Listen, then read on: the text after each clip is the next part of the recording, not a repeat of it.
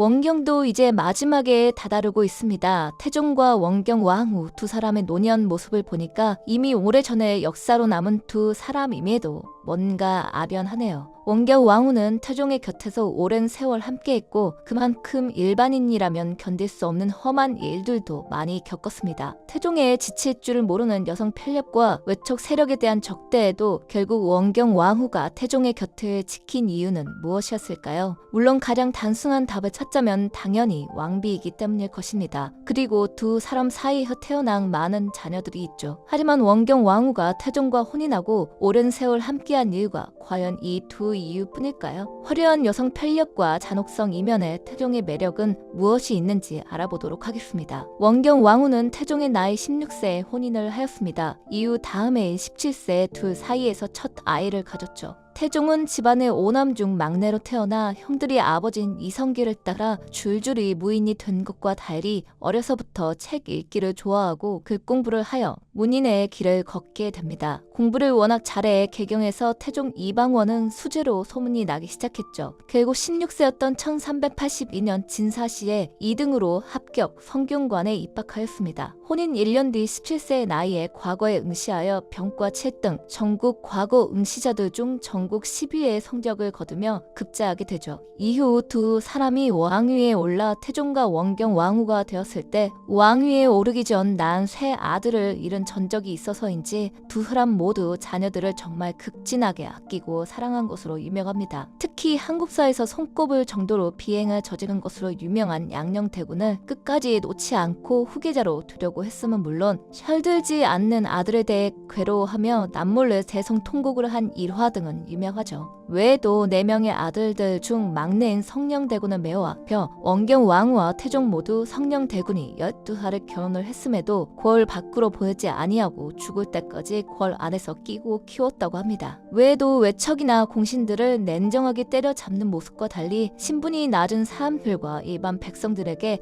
태종이 무척 관대한 것도 유명한데요. 상왕이 된 태종이 장미라는 궁녀를 불러 안마를 시켰는데 서툴고 시원찮았는지 제대로 하라고 타박을 하고 깜빡 잠이 들었다가 다리에 느껴지는 통증에 화들짝 놀라 잠이 깨니 장미가 태종의 다리를 있는 힘껏 내려치고 있었다고 합니다. 사죄는커녕 말도 하지 않자 대비인 원경 왕후가 나서 자초지종을 물으니 그제서야 혼을 드는 게 빡쳐서 그랬다고 답했다고 합니다. 법도 대로면 왕 후타는 중벌에 처해야 하지만 태종은 장미를 쫓아냈을 뿐 따로 처벌은 하지 않고 넘어갔다고 하네요. 외에도 조선하는 관리가 친구를 궐에 데려와 숙직실에서 같이 잤는데 친구가 아침에 나가려다 길을 잃고 헤매다 왕의 침전에 들어갑니다. 잘못했으면 왕이 암살됐을 수도 있을 일이라 대사건임에도 아무것도 모르는 이니 괜찮다며 남들이 알면 법대로 처벌하자 할 테니 이 일을 알리지 말라며 신속히 내보낸 일화도 있다고 하네요. 성격적으로 태종이 참 매력이 많은 인물이었던 것 같습니다. 태종이 여성 편력으로 평생토록 치고받고 싸운 것은 물론 원경 왕후가 식음을 전폐하며 농성을 한 일이 비일비재하여 결국 원경 왕후에 지쳐 태종이 왕후를 패비에 중하게 직권을 박탈하려고도 하였음에도 두 사람이 죽을 때까지 함께한 것은